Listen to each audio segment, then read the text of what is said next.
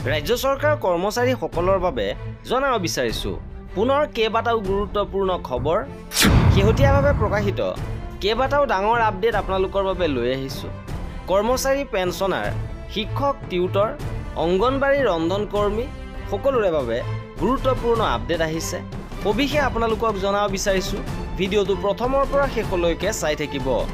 জনাব বিচাৰিছোঁ আজিৰ প্ৰথমটো গুৰুত্বপূৰ্ণ খবৰ কৰ্মচাৰীসকলৰ ডিএ দিয়াৰ বৃদ্ধিক লৈ আহিছে সুখবৰ।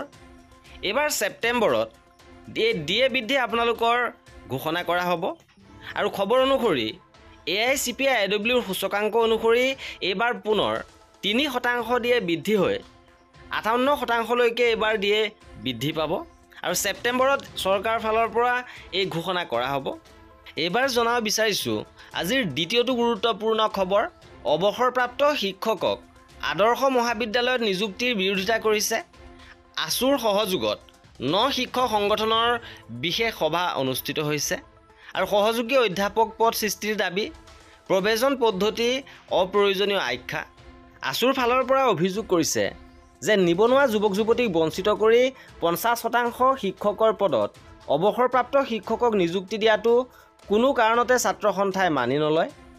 এইবাৰ জনাব বিচাৰিছোঁ আন এটা গুৰুত্বপূৰ্ণ খবৰ কৰ্মচাৰীসকলৰ 21 ছেপ্টেম্বৰত বিশাল অভিৱৰ্তন কাৰ্যসূচী আৰু NPSৰ বিৰুদ্ধে এই অভিৱৰ্তন সদৌ অসম কৰ্মচাৰী পৰিষদৰ ফালৰ পৰা এই সিদ্ধান্ত লোৱা হৈছে আৰু শেহতীয়াভাৱে সদৌ অসম কৰ্মচাৰী পৰিষদৰ কাৰ্যনিৰ্বাহক সভা অনুষ্ঠিত হৈ গৈছে। এই সভাই সিদ্ধান্ত গ্ৰহণ কৰিছে যে 21 ছেপ্টেম্বৰত বিশাল অভিৱৰ্তন কাৰ্যসূচী অনুষ্ঠিত হ'ব।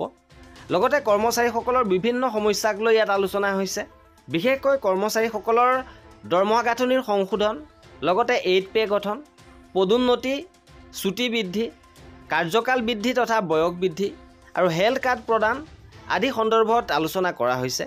লগতে ৰাজ্যৰ টিউটৰ শিক্ষকসকলক নিয়মীয়া শিক্ষকলৈ ৰূপান্তৰণৰ বাবেও ইয়াত দাবী উত্থাপন হৈছে আৰু এই দাবীসমূহ পূৰণ কৰিবৰ বাবে চৰকাৰক আহ্বান জনাইছে।